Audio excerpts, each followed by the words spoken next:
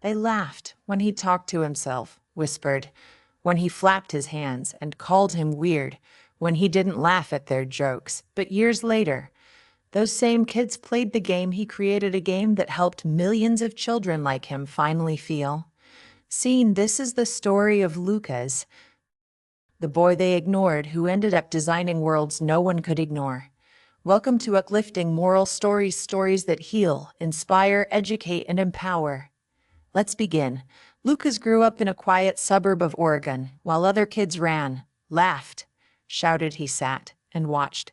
The world moved too fast, too loud, too confusing. The teacher said he had autism. The kids said he was a freak. When the teacher changed the schedule, Lucas panicked.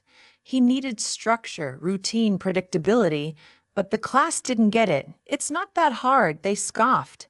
Why does he act like that? He was marked difficult, disruptive, behind. Lucas rode the bus in silence. No one sat next to him, but at home his world changed. In his room, behind a screen, he felt safe.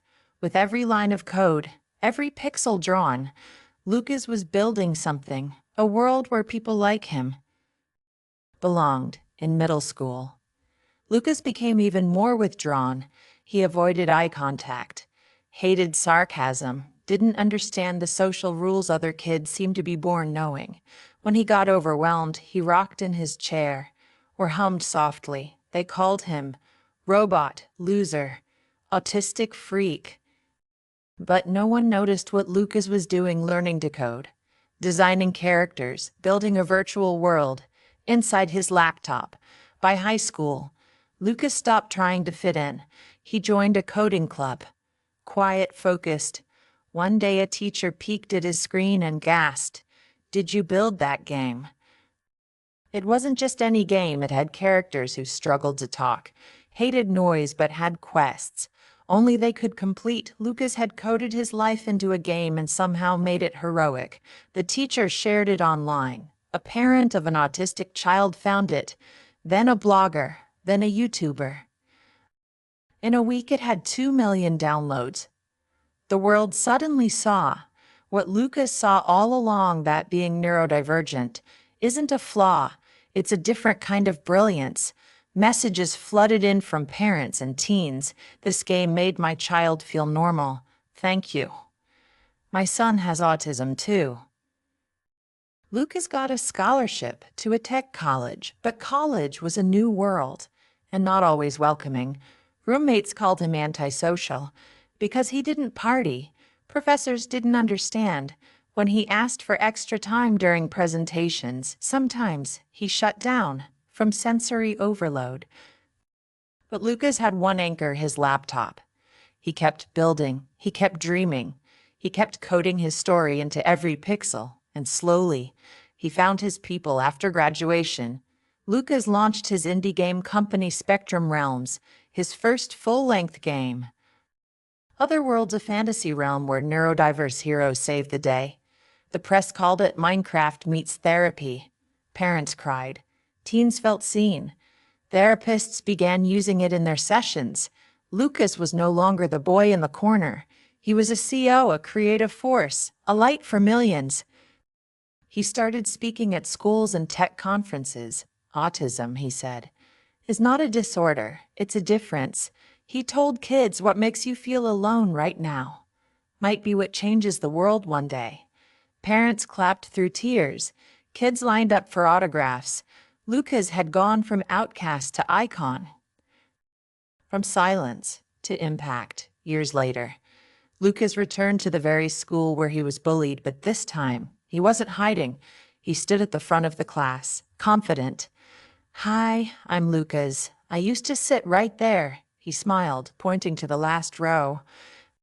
He didn't just talk about games, he talked about hope, about not fitting in and why that's okay. Teachers cried. Kids with IEP sat a little taller. The weird kid had come home, a hero somewhere along the way. Lucas met Ella, a therapist, someone who didn't try to fix him, but saw him. She loved his quiet, his quirks, his creativity. They built a life where STEM toys sat beside wedding rings, and emotional safety came before small talk. For the first time, Lucas felt fully known. Not despite his autism, but with it. Today, Lucas' story is a beacon. His game helps millions. His TED Talk on creativity and neurodiversity has over 30 million views. He wrote a best-selling book. He started a foundation, and he's raising a child of his own one he tells every night. Being different is a kind of magic. From Bullied to Builder to Beacon. Lucas didn't just change the game, he rewrote the rules. Stand up to bullying. Stand with the misunderstood. Autism is not an illness. It's a neurological difference, a unique way of experiencing the world. Autistic individuals may struggle with communication or sensory input, but they also often possess deep focus, boundless creativity, and extraordinary abilities when nurtured in the right environment.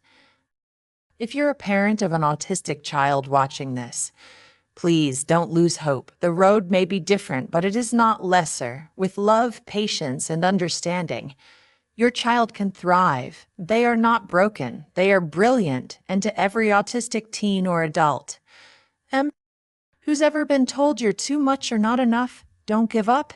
Differences aren't deficits. They're superpowers waiting to be activated. Never stop believing that your story can change the world.